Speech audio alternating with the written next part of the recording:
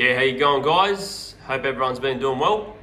I thought I'd do a video today about a topic that probably everyone who's ever tried to keep African cichlids knows about, and that's aggression. Bullying fish, aggressive fish, and what you can do to kind of curb the aggression or deal with it as best as possible. Because the first thing you need to know about African cichlids, and as I say, 95% of people probably already know this, is these fish are jerks by nature. They've got bad attitudes. They live in close quarters with each other, so naturally they're going to be aggressive fish. But you're not going to be able to change the temperament of fish. That's just something you're going to have to deal with, basically, if you want to keep them. So there's a few things you can do. Before I get into them, I'll probably just give you a little rundown about my particular tank and who's the bully or who's the most aggressive fish in this tank. So for those that don't know, I'm running a 6 foot by 2 foot by 2 foot all male mixed African tank, with the exception of 2 fish, and those 2 fish being the Oscar down there in the corner sulking and the red-based snook up in the corner. They're American cichlids, and they were carryovers from when I was running an American tank. For the most part, they've been all right, but it's just basically watch and see. So when I switched over to Africans, I bought a whole heap of adults in one go, basically. And my problem right away was this guy up here in the container. He's an OB zebra, and he was basically terrorizing every single fish in the tank. The frontosa stayed down in the corner, the Oscar was down in the corner, and he basically kept everyone at bay, everyone to ransom, and he was going nuts. Now, you'll probably notice, I don't know if you've seen, he's hiding behind that rock there, that there's another OB zebra in the tank.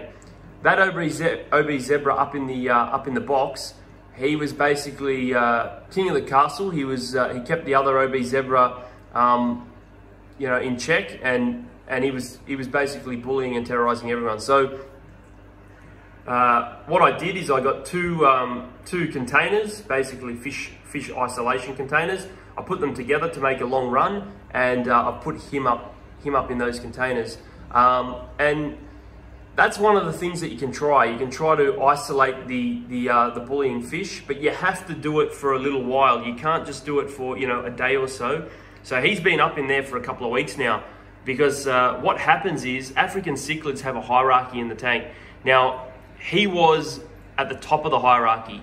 Since he's gone up in that box, in those containers, the fish in the tank have developed another hierarchy, a new hierarchy. Okay?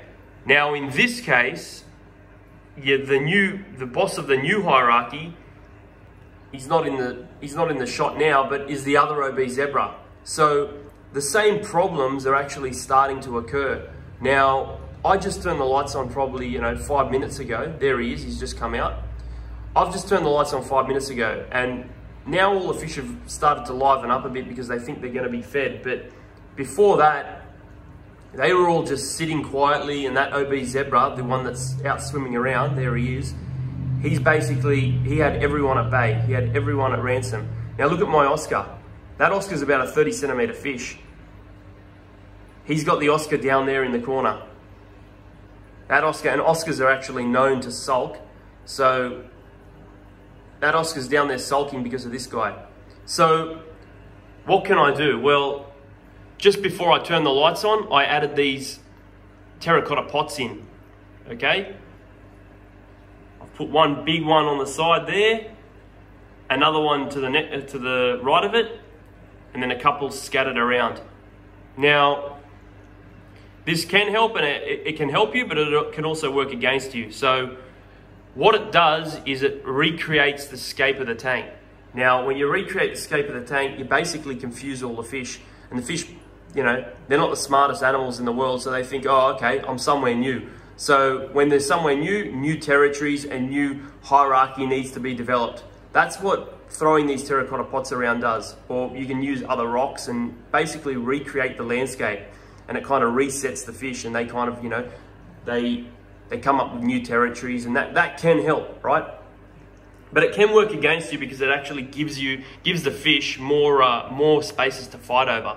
So, I've just tried this. I've just thrown them in. I'm going to see how it goes, and then it'll be a watch and see, basically, see if it works. If it doesn't work, they're coming out. They're a bit of an eyesore. Like, they don't look that good, to be honest. They kind of take away from the natural look of the scape. I've got this nice background. I've got these nice rocks. It basically reflects, what Lake Malawi would at least, what I think it would at least look like. And looking at the YouTube videos, it looks like that. It looks pretty natural. But with these pterocotypods, they do take away from the natural look. But we'll see if it kind of curbs the aggression. Another method, as I said, would be to put him up in there in a box. So I am thinking about taking that obese zebra and throwing him up there next to his mate, and basically having one at one end of the tank and the other one at the other end of the tank, and seeing if that kind of promotes a new hierarchy to be established, and we'll see who else takes over. If a new tank boss starts and he's got a bit of a a calmer demeanor, that could be a good thing. But then you've got to think what you want to do with the obese zebras, for example. What you want to do with those aggressive fish that you've kind of taken out of the system. The other things to do that you can try is to feed the fish more often.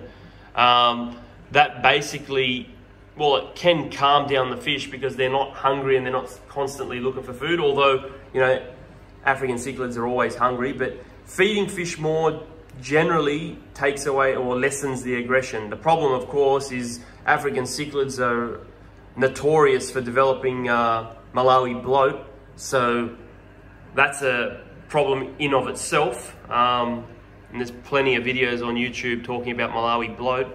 So you've got to be very careful with that. You don't want to overfeed your fish because Malawi bloat will be the end of them. Another solution, which I probably won't try, is to lower the tank temperature. I run mine at about 28 degrees. I think that's Celsius. In Fahrenheit, I think they say it's 82 degrees Fahrenheit. But you can lower the temperature and give it a bit cooler water.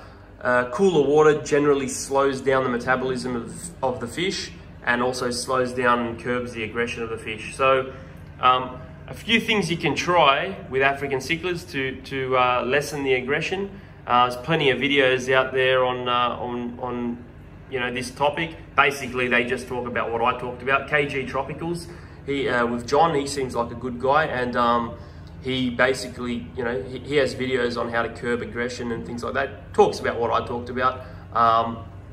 But I would recommend going and looking at his channel. That's where I got a lot of my information when I was getting into this. But it's a shame because they are such nice fish. So it is a shame to have to deal with this high levels of aggression. But if you can kind of get the aggression under control and have a nice looking tank, then it's worth it.